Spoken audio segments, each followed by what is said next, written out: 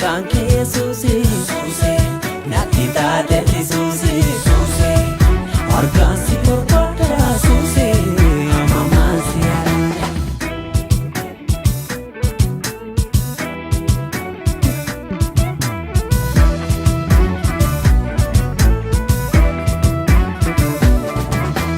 Yoodano nyaatte sanyii koo maalan kotee tofachaasa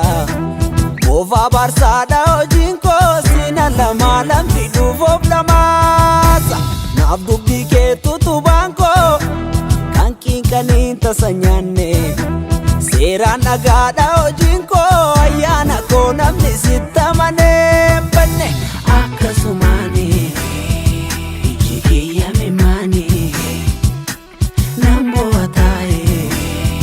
baddi kiyyaa taa'e golgaa mudaa koo Yesus waan hundumaa koo naaf si dhugaan koo fuula baatti ragaa koo siif sagade sumaaf sagade utuu ati naan duune lubbuun koo badee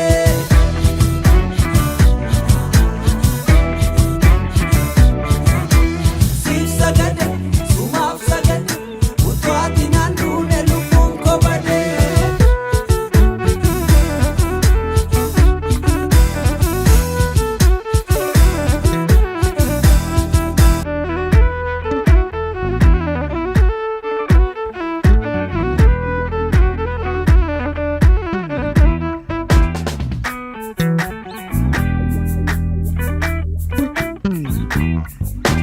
Maalan qabaani silaa qofaa kooti naaf gadi buute rarraate fannooti kun fala kooti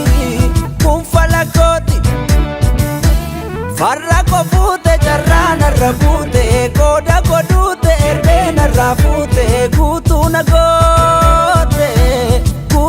goote nyaata hongee bara beela burqaan dheebuuf sina buukuu silaa ilkeenaa leela na leela wakke duwwaatu nan kuuku soonsi soboona hiddaare yoo ati golgaa kiyya taate lulli du'aana keessaare masiikoo ergati koota duduute.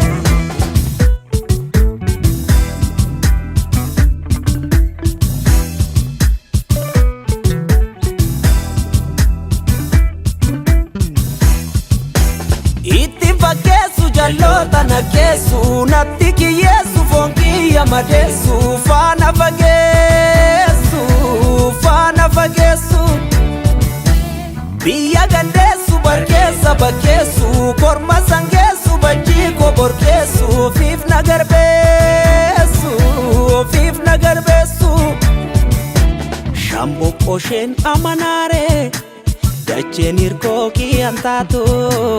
maasii kosiin hirdaa daramare waan galabaa gumbiin guutu hadha bashee hurnuun goote osiin horeerra garmaamu namni cubbuun dhiifamee fi beeku eenyu jedhe akkasi waamu Yesuuse jedhee tamma soosi moggaase Yesuuse jedhee tamma soosi moggaase Suuse maqaan kee Yesuusi natti taate Yesuusi argaan si barbaada Yesuusi ammaan si araada Suuse maqaan kee Yesuusi natti taate Yesuusi argaan si barbaada Yesuusi ammaan si araada Suuse